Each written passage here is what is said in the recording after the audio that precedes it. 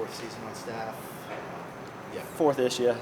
As someone who was raised here, graduate assistant here, did you ever think you'd be back in a position where you'd be hands-on at Tech? I mean, I don't know if I ever thought it would happen. I mean, my wife and I always wanted to come back home. Like the slogan, "This is home," like it's truly that for us. She's from here too, so she went to Tech. So to come back, yeah, I always wanted to come back. Never knew if it would happen or not. And obviously with Coach Pry and IGA and together, it was great to come back. So beyond his mid-90s, you're pegging Brent Pry as a future head coach at that point? Sure, absolutely. No, I mean, we've been friends. He's probably my longest friend in this profession. So to see him get the chance to do this, something that we all kind of want to do in this profession, to see him get the chance and the chance to do it here and where it means a lot to both of us. But, I mean, I couldn't be happier that he got it. Obviously, it worked out well for me, but more importantly, it's a good friend that I was, glad to see get the opportunity. I was going to say, you were here before he got hired back Right. here. What are you thinking when all of a sudden his name pops up in the conversation for that job? Good. Maybe I got a chance, But, I mean, we've stayed in touch. We worked together in Louisiana, so we've stayed in touch for whatever it's been, almost 25 years or whatever it's been, almost 30. So, kind of heard his name going around and, thought, hey, good for him if he can get it. It's the right guy for the job. Obviously, Coach Fuente letting me come back and work that 1 year for him, keeping me in the profession was huge for me. And then it just worked out with Coach Pry. What was it like being a GA here in the mid-90s? Was it sort of a bare bones lifestyle for up-and-coming coaches? Yeah, so my first year I was engaged. My second year we were married, so it was pretty bare bones, but it was nice to have in-laws and parents in town. Like when you needed something to eat, you could go over to their house. But yeah, there's just two of us, so I mean you spend a lot of hours in the office together because you were doing the work of. Now we got an army of people to do the work, and it was different. We didn't have all the computer machines and all the data and all that kind of stuff at that point. So. It was bare bones, but it was a lot of fun. I never wanted to do anything else but coach college ball. So, to get the opportunity in your hometown again, it's like, what else could you ask for? How much did your previous experience being the OC, especially winning a national championship with UMass, working with quarterbacks, working with wide receivers, help you to come in, not only be an analyst initially, but now be able to help, multiple quarterbacks? I mean, it's. I played quarterback. I've coached quarterbacks. I think you just get a wider view of offenses. So I think that's what it allows you to help out. I love coaching quarterbacks. The position itself, I think, is like we like to say. You don't play quarterback. You're either a quarterback 24/7 or you're not one at all. And so that mentality, I like that mentality. I like being able to teach that mentality. And everywhere we've been, we've had some success. And we've had good quarterbacks, but they're all different. And the teaching progression is totally different for a freshman to a guy that's seen a lot of snaps and whatnot. So it's fun. Did you get that mentality from your dad being a quarterback 24/7? A little bit. I mean, I think when you're around the game, when you're that young and you're around the game all the time, it's hard not to have that. Playing for my dad, it was always do the right thing from a player perspective. Obviously off the field too, but from a player perspective. So I just think that as a quarterback, you have to have a different mentality. It's just you can't just line up and say I play it. If you're not thinking of it, every decision you make affects whether you're a quarterback or not. Do I eat the candy bar or not? That it matters. Do people see me out or do they not? So those decisions, you're always thinking about what's going to happen to me. Where is Kyron as far as his mechanics and that kind of fundamental stuff, now versus where he was a year ago? Yeah, I think early on here in preseason we've tried some different things. He's tried different things. I think his fundamentals are better, but I thought they were pretty good to begin with. Right now, as long as we clean up, alignment is a big thing with him. He's trying different things with different arm angles right now and whatnot, and being able to move people, with looks and shoulder, turns and stuff like that. That's kind of his next progression, and that's what he wants to do to get better.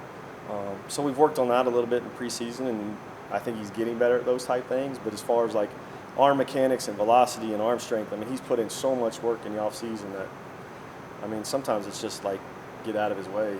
I don't help him that much. How much quarterbacks, coaches, that do you like that to have a guy back? It seems like there hasn't been a returning starter here that you've been able to build on Yeah. for a while. No, it is definitely a pleasure to have somebody back, and especially somebody back like him. I mean, because now when I give him a look or he gives a look or he says, we kind of understand what each other's going to say, and he knows the offense, so you can work on other things because you're not teaching. You're teaching details and you're teaching basics, but it's different. Like you're teaching in more detail because he already knows what that concept. He knows where people are going to be. Now it's okay. I know where they're going to be. Is there a way I can manipulate somebody, or can we do it out of a different formation for him, or whatever? Because he understands what concepts are and he's smart. How about Schlieb? We haven't heard a whole lot about him. How's he integrated himself to this program so far? I mean, he's a great kid. I mean, you love his energy, you love his personality. He's picking things up really well. I think he's having a ton of fun. So that kind of allows him to just kind of cut loose. And, you know, when you're, like I said, when you're a quarterback 24/7, to be able to play free and loose and, you know, and having fun, like, you're gonna enjoy it and you're gonna make plays. And he has unbelievable arm talent. Him getting here so late, has it kind of been a surprise that he's been able to just let it go that early? Yeah, I mean, yes and no. Like, I think he's an intelligent kid. He's been in so many different offenses.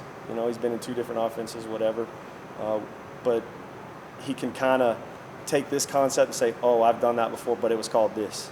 So he kind of, once he starts to match things up, he has a pretty good understanding. And sometimes he's just out there playing ball. But yeah, I guess, but he's putting in work too. Like, I mean, he's studying extra and he's coming by for extra and trying to do those things. So I guess it's not surprising based off of his personality and the work he puts in, but maybe time-wise it's surprising. How involved are you with the process of getting him to come here?